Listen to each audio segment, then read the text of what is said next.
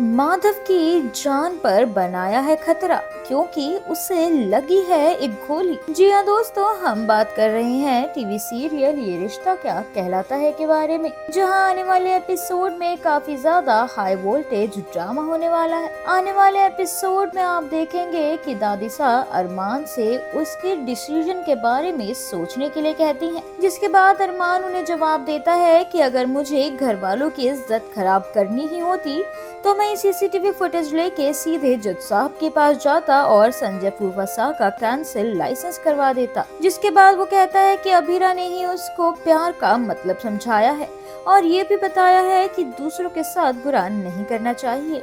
जिसके बाद आप देखेंगे कि अरमान रूही को फोन करने जाता है, लेकिन वो मंदिर में होती है और जब वो उसका फोन उठाती है तो अरमान उसे सारी बात बता देता है और वो कहता है कि मैंने पोदार फर्म छोड़ दी है, लेकिन अगर तुम चाहती हो तो मैं ये केस किसी और को दे दूंगा। लेकिन रूही कहती है कि नहीं, तुम ही इस केस को लड़ना। जिसके बाद आप देखेंगे कि अभीरा भी मंदिर पहुंच जाती है और वहां पर रूही अभीरा को पकड़ लेती है।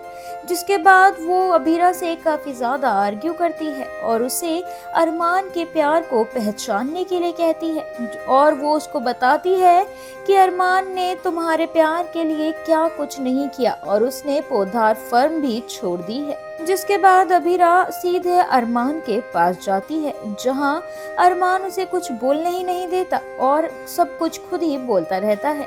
लेकिन इतने में ही अभीरा उसे चुप करा देती है और फिर जैसे ही वो अपनी प्यार भरी बातें बोलने वाली होती है तभी अरमान के पास फोन आ जाता है और वो उसे फोन उठाने के लिए कहती है। जिसके बाद उसे पता चलता है कि वहाँ पर माधव को गोली लगी है और ये सारी बातें कृष्ण ने भी सुन ली हैं। जिसके बाद कृष्ण सभी घर वालों को बताने जाता है और इतने में अरमान और अभीरा हॉस्पिटल के लिए रवाना हो जाते हैं।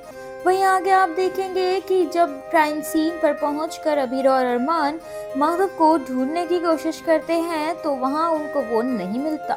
जिसके बाद अभीरा माधव को फोन लगाती है, लेकिन उसका फोन भी पता नहीं लगता और फिर एक बार फिर दोनों अंदर जाकर माधव को ढूंढने की कोशिश करते हैं और आखिरकार अभीरा को माधव नजर आ जाता है। जिसके बाद सीधे वो उसे उठाकर वहां से हॉस्पिटल ले जाते हैं। इसके बाद जैसे ही वो लोग हॉस्पिटल पहुंचते हैं, अरमान अभीरा के सामने फूट फूट कर रोने लगता है और इतने में ही पूरी पोद्दार फैमिली हॉस्पिटल में आ जाती है, जहाँ पे विद्या सभी के सामने फूट फूट कर रोने लगती है और वो कहती है कि उसे माधव से मिलना है। लेकिन अरमान बोलता है कि उसका भी ऑपरेशन हो रहा है।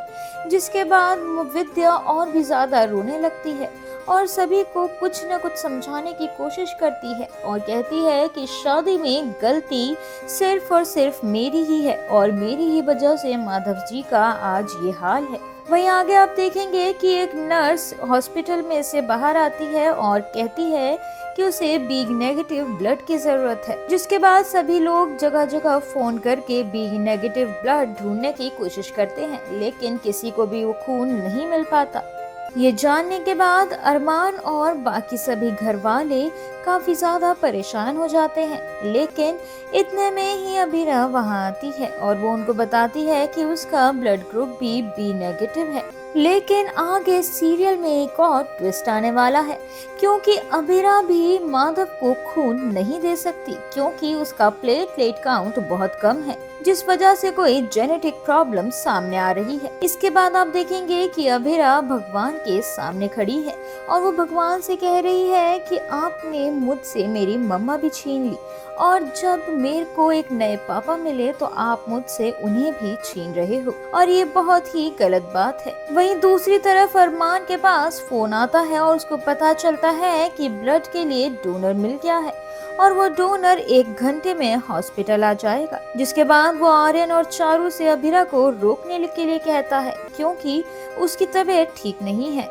इसीलिए वो उसका ब्लड नहीं देने देता। लेकिन अभीरा कहती है कि सब कुछ सही है। अब देखना ये होगा कि क्या आखिर माधव को खून देने के लिए अभीरा अपनी जान खतरे में डाल देगी या फिर अरमान निकालेगा कोई और नया तरीका।